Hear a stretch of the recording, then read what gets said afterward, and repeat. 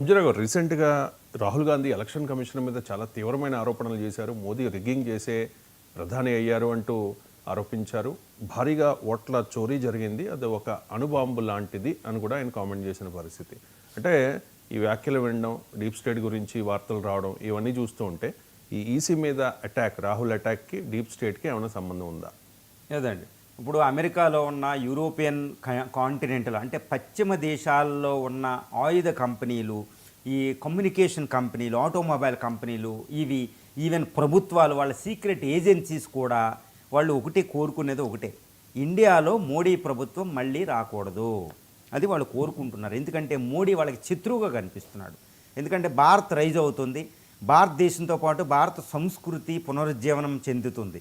కాబట్టి మోడీ వస్తే ఇది భారత్ అప్రతిహతంగా వెళ్ళిపోతూ ఉంటుంది, మళ్ళీ చాలా కష్టమైపోద్ది, మోడీ ప్రభుత్వం రాకూడదని వాళ్ళు కోరుకుంటున్నారు. ఈ విషయంలో తిరుగు లేదు. అదంతా ఒక ఎత్తు. ఈ మోడీ ప్రభుత్వం డీస్టేబిలైజ్ అవ్వడానికి వాళ్ళు యుద్ధాలు క్రియేట్ చేస్తారు, పాకిస్తాన్తో యుద్ధం క్రియేట్ చేస్తారు, ఇండియా చైనాకి తగవులు పెడతారు, ఇండియాలో కూడా డీస్టేబిలైజ్ అయ్యే విధంగా వాళ్ళు ఈ ఫండింగ్ చేయడం ఇవన్నీ చేస్తూ ఉంటారన్నమాట.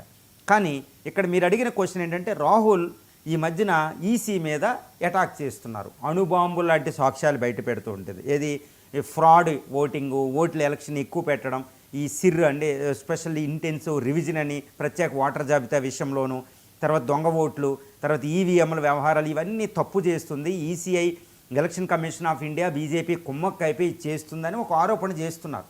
ఈయన కూడా వ్యవహారం ఏంటి, రాహుల్ గాంధీ మోడీ ప్రభుత్వాన్ని దింపడం, అతను ప్రధాని అవ్వడం. అది ప్రతిపక్షంలో ఉన్న ప్రతిపక్ష అధ్యక్షుడుగా, ప్రతిపక్ష నేతగా రాహుల్ గాంధీ యొక్క అది విధి. భారత రాజ్యాంగం ప్రకారం ఆయన ప్రభుత్వం చేసే తప్పుల్ని గుర్తుపెట్టాలి. ప్రభుత్వం రాజ్యాంగబద్ధ సంస్థలు ఎవరైనా తప్పులు చేస్తే ఆయన ఎక్కుపెట్టి, బాణాలు ఎక్కుపెట్టి ప్రజలకు తెలియజేసి ఆ ప్రభుత్వ తప్పుల నుంచి ఈయన బలాలు చూపుతూ ప్రభుత్వంలోకి ఆయన వెళ్ళాలి ప్రైమ్ మినిస్టర్గా. ఇప్పుడు రాహుల్ గాంధీ మోడీ ప్రభుత్వాన్ని గద్దె దించి తాను వెళ్దాం అనుకుంటున్నాడు. కానీ డీప్ స్టేట్ కూడా మోడీ ప్రభుత్వాన్ని దించాలనుకుంటున్నాడు. అంటే వీళ్ళిద్దరు లక్ష్యాలు ఒకటి అయినంత మాత్రాన ఈ రాహుల్ గాంధీ ఆ డీప్ స్టేట్ ఒకటైపోతారని మనం ఎప్పుడూ అనుకోకూడదు. ఇది వేరు. ఈయన రాజ్యాంగ పాత్ర నిర్వహిస్తున్నాడు. ఈయనకి డీప్ స్టేట్ సహాయం అవసరమా? రాహుల్ గాంధీకి డీప్ స్టేట్ సహాయం, అమెరికా ఈ కంపెనీలు అవసరం ఉంటేనే ఆయన ప్రధాని అవుతారా అనేది మనం చూసుకోవాలి. ఇది ఇండియా, గుర్తుపెట్టుకోవాలి. నేను ఒకటే చెప్తున్నానండి, ఇది భారతదేశం. ఇక్కడ రాహుల్ గాంధీయా మోడీ అనేది వదిలేస్తే ఇది ఇండియా. అంటే నేను ఒకటే చెప్తున్నా, ఇండియా రాజ్యాంగ వ్యవస్థ, ప్రజాస్వామ్య వ్యవస్థ చాలా బలంగా నాటుకుపోయి ఉంది. ప్రపంచంలో అమెరికా, బ్రిటన్లో ప్రజాస్వామ్యం విషయంలో భారతదేశం ముందు ఉండవు. నేను గొప్ప చెప్పడం లేదు ఈ విషయాన్ని. ప్రజాస్వామ్యం విషయంలో బ్రిటన్, అమెరికాలు భారతదేశం ముందు తీసుకొట్టే, they can't stand before India అండి. ఎందుకంటే మనం బ్రిటిష్ నుంచే పార్లమెంటరీ వ్యవస్థ తెచ్చుకున్నాం, ప్రజాస్వామ్యం తెచ్చుకుందామని అందరూ అంటారు. అది చాలా తప్పు. నేను చాలా తప్పు అని చెప్తా. ఎందుకంటే మోడీ చోళులు, మొన్న అరుణాచలం ఈ టెంపుల్కి వెళ్ళి అక్కడ చోళులు చారాస్ పాండ్యాస్ కోసం మాట్లాడుతూ ప్రజాస్వామ్య ఎన్నికలు పెట్టారు వాళ్ళు. అప్పుడు బ్రిటన్ ఎక్కడుంది గుర్తుపెట్టుకోవాలి. అశోకుడు టైంలోనే ప్రజాబద్ధ సంస్థ ఎన్నికలు ఉన్నాయి మనలో. భారత రామాయణంలో కూడా రాజులు, కింగులు, కిందోళ్ళు మాట వినేవారు, ప్రజల మాట. అలాంటి ప్రజాస్వామ్య వ్యవస్థ ఉందండి. మళ్ళీ అమెరికా, బ్రిటన్లు ఎందుకు పనిచేయవంటే ఇది వైవిధ్యం ఉంటుంది. ఇన్ని మతాలు, 1600 పైగా భాషలు, ఒకే ప్రపంచంలో ఉన్న అన్ని మతాలు, అన్ని భౌగోళిక ప్రాంతాలు, ఇంతటి వైవిధ్యం అమెరికాలో, బ్రిటన్లో ఉందా? ఒకటే మతం, ఒకటే భాషలు ఉంటాయి అక్కడ ప్రజాస్వామ్యం ఉండడం పెద్ద గొప్ప కాదండి. ఇక్కడ ఇంత వైవిధ్యంలో, ఇంత కన్యాకుమారి నుంచి కాశ్మీర్ దాకా ప్రతి 100 కిలోమీటర్లకి వైవిధ్యం, మతంలోను, భాషలోను, కట్టుబాట్లలోను, ప్రతి లాంగ్వేజు, మాడలికలు అన్ని విషయంలో తేడా వచ్చేస్తూ ఉంటాయి ప్రతి 100 కిలోమీటర్లకి. ఇంతటి వైవిధ్యం ఉన్న ఇందులో 142 కోట్ల మంది, అంటే యూరోపు, అమెరికా మొత్తం 2 ఖండాలు కలిపితే మించిపోయిన పాపులేషను. మన ఓటర్లు కూడా వాళ్ళు దాటి ఇంతమంది ఏకదాటిగా ప్రజాస్వామ్యం ఒకే దేశంగా నివసిస్తామంటే ఎంత కష్టమండి. అది ఇప్పుడు రండి, ఇప్పుడు ఇంత గొప్ప ప్రజాస్వామ్య వ్యవస్థ, రాజ్యాంగ వ్యవస్థలో ఒక అపోజిషన్ లీడర్ ఇంత బాధ్యతారహితంగా పనిచేయవలసిన అవసరం ఇక్కడ లేదు. నేనేమంటానంటే, ఇప్పుడు డీప్ స్టేట్ మోడీని దించడమే, తిరుగులేదు. వాళ్ళ టార్గెట్ అదే. ఎందుకంటే ఇంత అల్ట్రా నేషనలిస్ట్ వాళ్ళు భరించలేరు.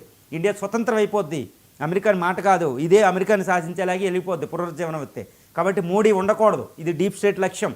ఇక్కడ భారతదేశ అపోజిషన్ లీడర్ రాహుల్ గాంధీ లక్ష్యం ఏంటి? మోడీని గద్దె దించాలి. ఎందుకు? ఈయన ఈయన పదవికి ఎక్కాలి. అది రాజ్యాంగమే చెప్తుంది, బాబు అపోజిషన్ లీడర్ నువ్వు ప్రభుత్వం తప్పులు చేస్తే పట్టుకుని దాన్ని గద్దె దించి నువ్వు వెళ్ళి బాగా చేయని రాజ్యాంగంగా ఏం చేస్తున్నాడు అంటే డీప్ స్టేట్ లక్ష్యం రాహుల్ గాంధీ లక్ష్యం మోడీని గద్దె దించడం అంటే ఈ డీప్ స్టేట్ రాహుల్ గాంధీ ఒకటవ్వడం కాదండి, వేరు రాహుల్ గాంధీ. కానీ ఇక్కడ బీజేపీలో కొంతమంది ఎంపీలు అంటూ ఉంటారన్నమాట, రాహుల్ గాంధీ సోరోస్తో కలిశాడు, ఈ డీప్ స్టేట్తో కలిశాడని.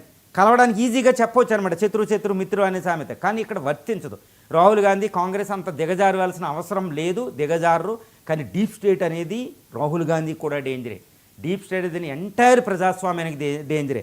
ఇప్పుడు మీరన్న ఈసీ ఎలక్షన్ కమిషన్పై రాహుల్ గాంధీ అంటే ఒకటి, రాహుల్ గాంధీ ఎలక్షన్ కమిషన్ మీద ఎలక్టోరల్ ప్రాస్పెక్ట్స్కి అటాక్ చేస్తే దీన్ని డీప్ స్టేట్ క్యాష్ చేస్తుంది. క్యాష్ చేసి మోడీ గవర్నమెంట్ డీస్టెబిలైజ్ చేస్తుంది. ఏ విధంగా చేస్తుంది అంటే ఇక్కడ రాహుల్ గాంధీ మోడీ చాలా జాగ్రత్తగా ఉండాలి, మొత్తం భారతీయులు కూడా జాగ్రత్తగా ఉండాలండి ఈ విషయంలో. నేను చెప్తున్న చాలా జాగ్రత్త. వాస్తవం ఏంటంటే వీళ్ళు భారతదేశంలో ప్రజాస్వామ్యం రాజ్యాంగ వ్యవస్థ బలంగా ఉంటే భారతదేశం ఆర్థిక అభివృద్ధి చెందుతుంది. భారతదేశం కల్చరల్ పునరుజ్జీవనం చెందాలి అంటే ఈ రాజ్యాంగం ఉండాల్సిందే. రాజ్యాంగం అంటే ప్రజాస్వామ్య వ్యవస్థ. ప్రజాస్వామ్య వ్యవస్థని దెబ్బతీస్తే డీప్ స్టేట్ విజయం సాధిస్తుంది, గుర్తుపెట్టుకోవాలి. రాహుల్ గాంధీ ఈసీ మీద అటాక్ చేసేది కేవలం మోడీ ప్రభుత్వాన్ని గంతె దించడానికి. కానీ డీప్ స్టేట్ ఏం చేద్దో తెలుసండి, మన రాజ్యాంగ వ్యవస్థ భారతదేశాన్ని ముక్కలు చెక్కలు చేస్తుంది. భారతదేశాన్ని ముక్కలు చెక్కలు చేస్తాయి. కాశ్మీర్ వేరు, తమిళనాడు వేరు అంటారు. అది చాలా డేంజరస్. ముక్కలు చేసేస్తే ఇంకా గొడవే లేదు కదా వాళ్ళకి. 10 దేశాలు యుఎస్లేవే అని 6 దేశాలు చేశారు యుఎస్లేవే అని. ఓకే, లిబియాలో గడాఫీని దించేశారు, సద్దాం హుస్సేన్ దించేశారు.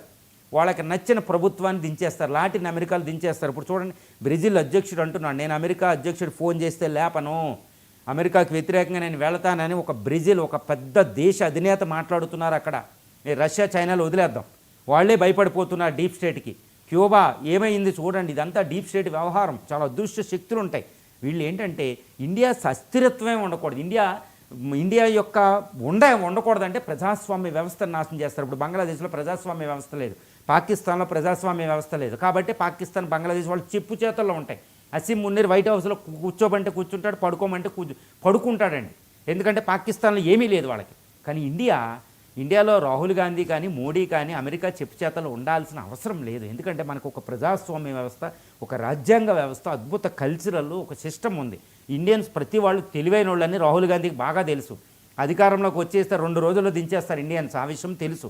కాబట్టి ఇక్కడ డీప్ స్టేటు రాహుల్ గాంధీ వ్యవహారాన్ని చేతిలో తీసుకోకూడదు.